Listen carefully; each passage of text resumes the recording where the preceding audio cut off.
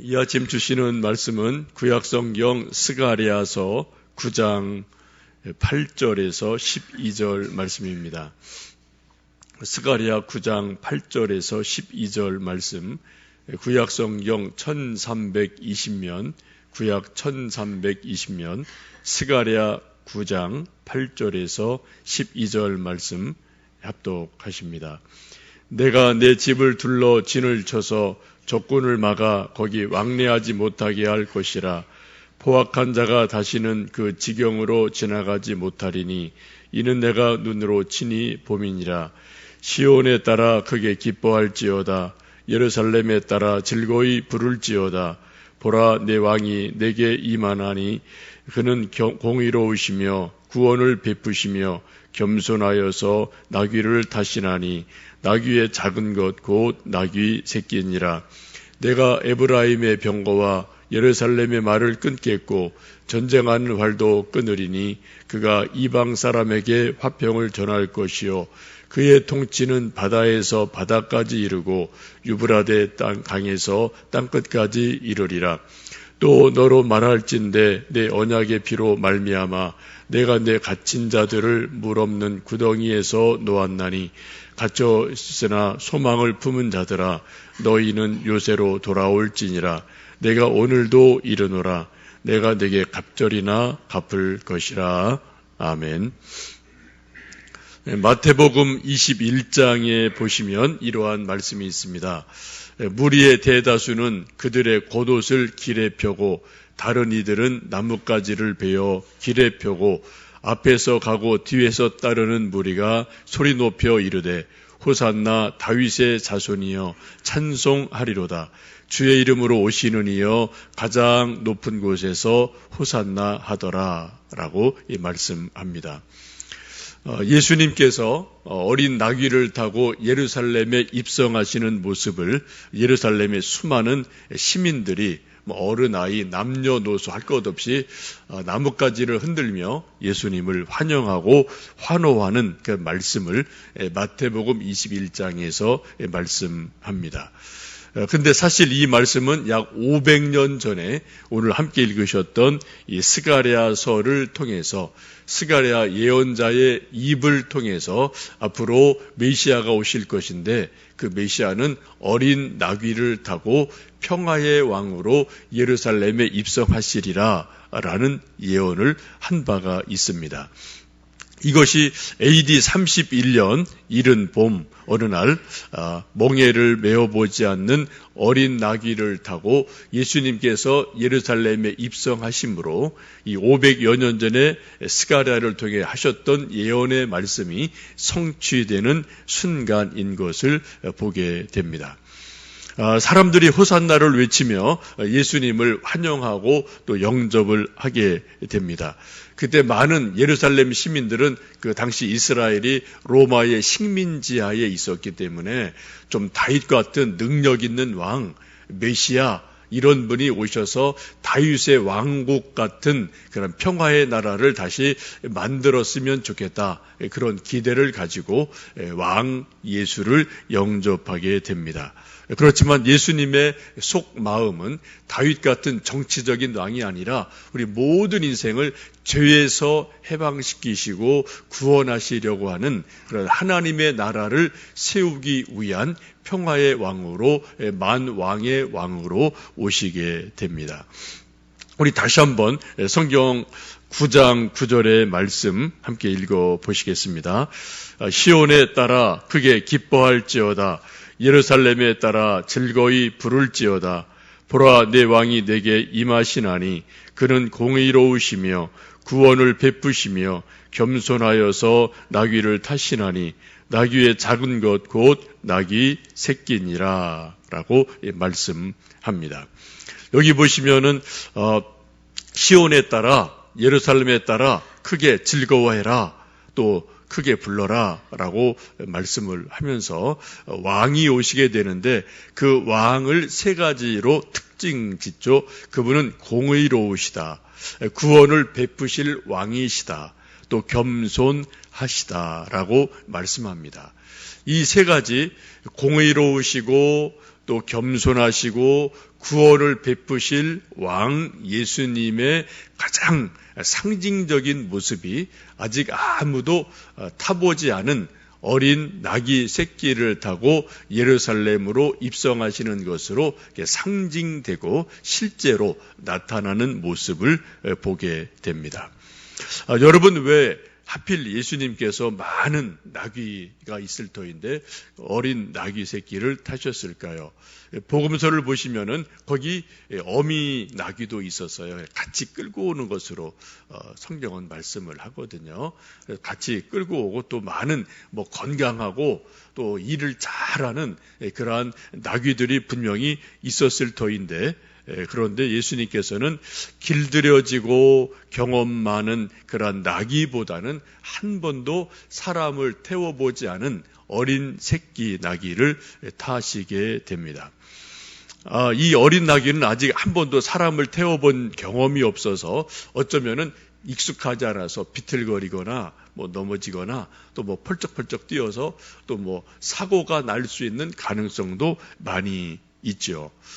우리 자녀들이 이제 처음 이제 20살 되면은 대학 가면은 좀 관심 있는 빠른 아이들은 운전을 배우는 아이들이 있어요. 그래서 운전 면허 막 따고 나서 자기 딴에는 운전을 잘한다고 생각을 해서 엄마 아빠한테 자기가 운전할 테니까 타시라고 그런 이야기를 할 때가 가끔 있죠. 여러분 냉큼 타십니까? 잘 안 타실걸요, 그죠? 저도 저희 아들이 한 2년 전에 면허 따고 자랑스러워서 아빠 타라고 하라는데 한 1년 있다 탈게 하고 제가 밀었어요. 왜요? 운전이라는 게 어떻게 될지 모르기 때문에 하여튼 좀 두고 보자 하고서 저 밀었더니 뭐라고 그러는데 어쩔 수 없어요. 그래 자기만 다치는 게 아니라 또 다른 사람 다칠 수도 있고 또 안에 있는 많은 사람이 다칠 수 있기 때문에 좀 나중에 타자 해서 이제 한 1년 정도 미뤘다가 어느 정도 익숙한 다음에 이제 타고 요즘 가끔 먼 길 갈 때는 이제 고향 가거나 할 때는 대신 제가 정 피곤하면은 운전대 맡기거든요. 그럼 제가 피곤하면 잠도 자고 그래요. 이제 그 정도로 이제 나름대로 몇 년, 2, 3년 지나니까 운전이 검증이 돼서 이제 좀 맡겨도 되겠다. 이제 그런 생각이 드는데 면허증 갖고 온 아들이나 딸이 엄마 아빠 타세요 하고 호기롭게 말한다고 하더라도 아마 정상적인 부모님들은 좀 뒤로 미루지 않을까 생각이 듭니다. 여러분, 예수님께서 쉽게 말씀드리면 이제 초보 면허를 딴 것 같은 어린 낙이 이제 사람 실을 만한 그 정도 된 나귀를 그냥 냉큼 타시고 평화의 도성 예루살렘으로 들어가시는 그러한 모습으로 보시면 좋겠습니다. 왜 그렇게 예수님이 하셨을까요? 여기 많은 교훈이 있겠는데 크게 두 가지를 보실 수 있겠습니다. 하나는 우선순위와 자발적 헌신이라고 보면 좋겠습니다. 이 나귀 새끼를 처음 사람을 이 나귀가 태우게 되는데 이것은 자기의 첫 것을 드리는 것으로 보시면 됩니다. 구약에 보시면 하나님께서는 이스라엘 백성에게 첫 아들을 드려라, 또 가축도 첫 새끼를 드려라, 또 곡식도 나무 열매도 첫 열매를 하나님께 드려라 라고 강조하시는 말씀이 아주 많습니다.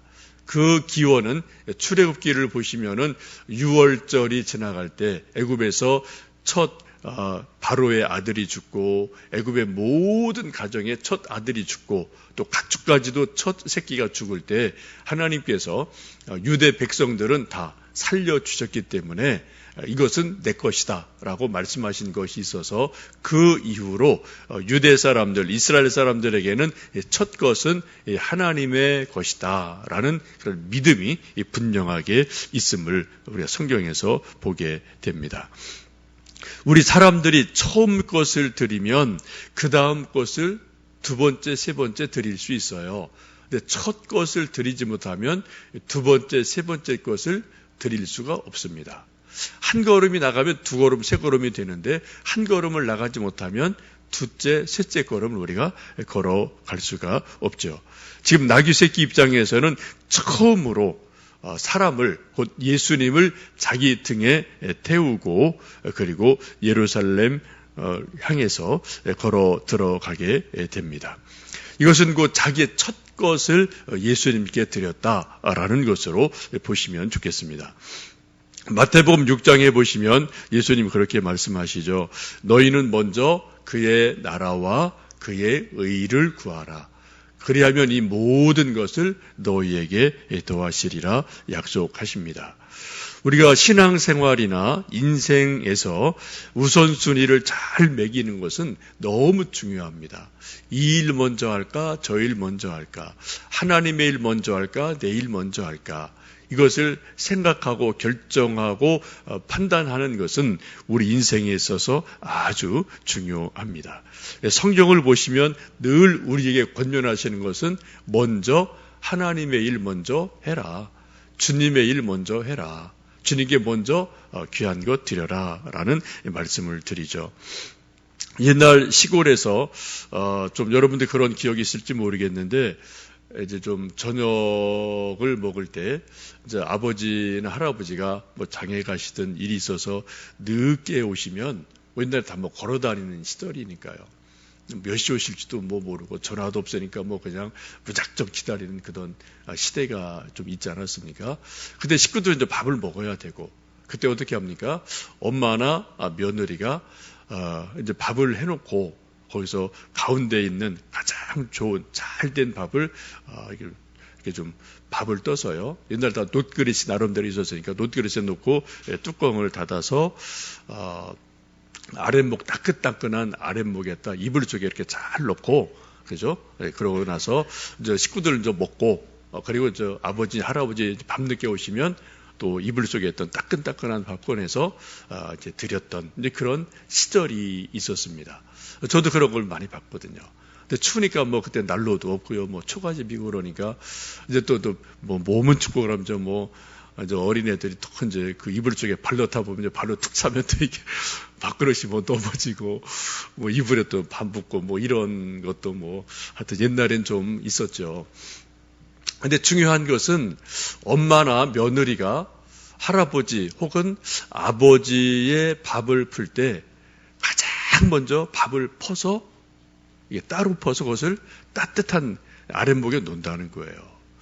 식구들이 다 먹고 김치국물 묻고 국물 떨어진 그런 밥을 모아다가 그거를 할아버지나 아버지한테 드리지 않습니다. 그건 도리가 아닌 거죠, 이건 그죠? 도리가 아닌 거예요. 우리 하나님 아버지를 우리가 섬기고 믿을 때 우리가 정말 옛날 우리 어머니들이 또 할머니들이 할아버지 아버지를 위해서 먼저 밥을 따끈한 밥을 퍼서 놋그릇에 넣어서 아랫목에 두었다가 드리는 그러한 정성, 그러한 첫 것을 드린 그러한 마음, 이러한 마음이 우리 예수님 믿는 우리들에게 정말 있는지 한번 돌이켜 보며 생각을 해봐야 될 것 같습니다. 하나님이 우리에게 원하시는 것은 많은 것이 아닌 것 같아요. 처음 것을, 첫 시간을, 첫 열매를, 첫 마음을 하나님께 드릴 때 하나님이 그것을 기뻐하시는 줄로 믿습니다. 우리가 오늘도 눈이 오는 미끄러운 길이지만 첫 새벽을, 첫 시간을 하나님께 드린 것 하나님 아버지께서 기쁘게 받으시며 우리의 기도 소리, 우리 찬송 소리에 또 귀를 기울이실 줄로 믿습니다. 나귀 새끼가 갖는 그 의미는 첫 번째 것을 드렸다, 그런 의미가 있고요. 또 하나는 자발적 헌신이라는 거죠. 이 나귀 새끼가 순전히 자발적으로 하나님의 뜻에 순종을 했다라고 보시면 좋겠습니다. 억지와 자발적인 것은 비슷한데 들어가면 아주 엄청난 차이가 있어요.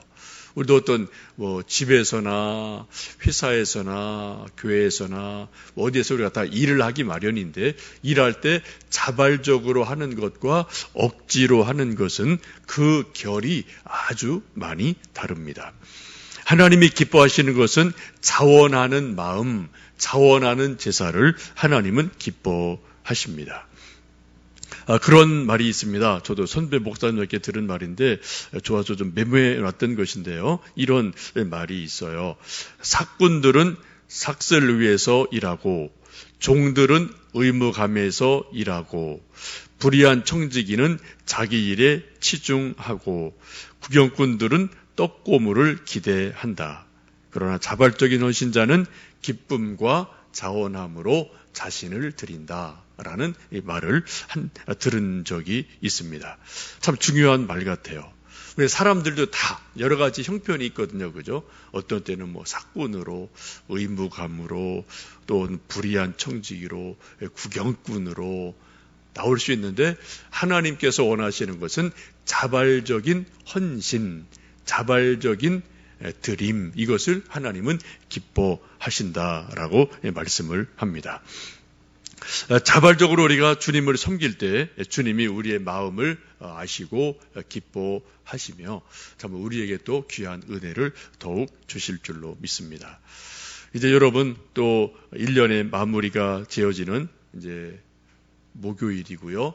이제 내일이면 또 이제 새벽 기도도 일단락, 이제 올해로서는 일단락 되어지는데 지난 1년을 돌아보시면서 우리가 이 첫 나귀 새끼처럼 주님을 섬겼던 일들도 있고 뭐 때로는 뭐 의무감으로 할 때도 있고 여러 가지 있습니다만 늘 우리 마음속에 이 어린 나귀 새끼를 한번 생각해 보시면서 주님께서 내가 쓰시겠다라고 말씀하실 때 우리가 자원하는 마음으로 기꺼이 내 몸을, 내 마음을, 내 시간을, 내 열정을, 내 물질을 주님께 자원함으로 드릴 때 근데 주님께서 우리를 사용하셔서 하나님 하실 그 일을 이루어 가실 줄로 믿습니다. 오늘도 눈길 오시는 발걸음 감사하고요. 또 우리가 자원함으로 드리는 이 아침의 기도, 우리 아침에 우리 마음 정성 드림이 하나님께서 받으실 만한 아름다운 그러한 열매가 될 줄로 믿습니다. 함께 기도하겠습니다.